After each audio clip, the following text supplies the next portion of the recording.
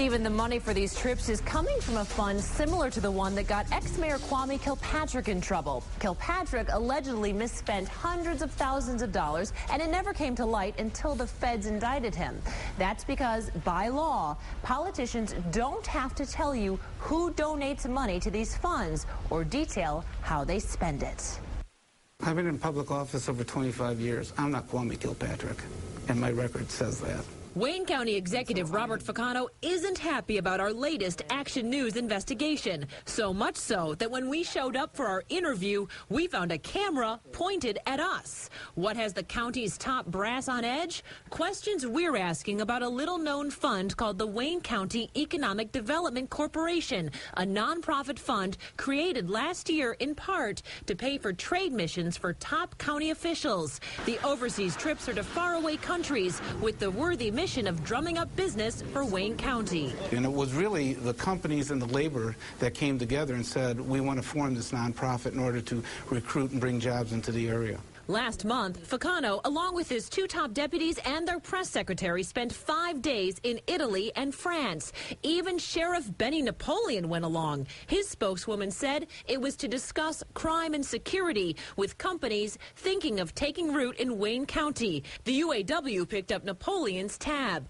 But unlike Ficano's campaign fund or political action committee, this fund isn't required to disclose who shells out money to pay for these trips. It also isn't required to provide details about how the money is spent. And last year, it took in plenty of money, $100,000 in private donations. Since September, Action News has been asking questions about just who those private donors are, and each time the answers seem to change. On September 28th, story number 1, we were told that names of donors to the fund could not be released because it would be against the law. We'd never share our list, wrote the county's press secretary, but there is no law that prohibits that. So on October 4th came story number 2. The same spokeswoman told us in an email that the county would release a list of members who support the fund. But that never came, and 2 days later, on October 6th, story number 3. County officials told us they never would release the names, this time due to privacy reasons. Then, when we met with County Executive Robert Ficano, the story changed for the 4th time. Yes, they would be transparent, sort of. The fund has been in existence for over a year, but suddenly, only hours before our interview was scheduled, a website was hastily created for the little-known fund. On it, they listed only some of the corporations and labor groups who've contributed, but would not say what they provided. Do any county contractors contribute to this fund? I have no idea. Ficano may claim not to know, but we do. Like Strategic Staffing Solutions, the recipient of major county contracts. And then there's the Roxbury Group. The Detroit real estate consultant firm received just under $350,000. And the law firm Clark Hill, in just 6 months' time, they've received just over $300,000 in county contracts. So other companies paid donations to this fund, and that paid for your trip? Yes. Okay. Do you see any potential for conflict of interest there? No. Why not? Because we're all working in the same arena. These are labor leaders. These are the major 500 corporations, and they don't want to see those jobs go to south like Alabama or Mississippi. But remember, the fund released only a partial list of donors. How many other corporations or individuals wrote checks to pay for an overseas trip for top county officials? It's still a mystery to taxpayers. But why not just be upfront about who the actual individual donors are?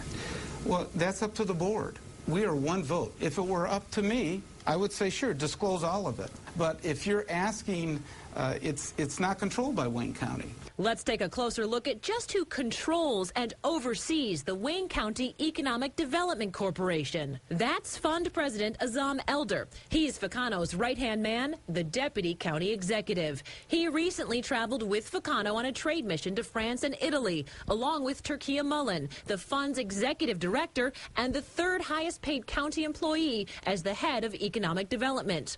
Also on the board, Stacy Fox. Ficano said she doesn't work for the county, but until very recently, Her former company was the recipient of major county contracts worth almost $350,000.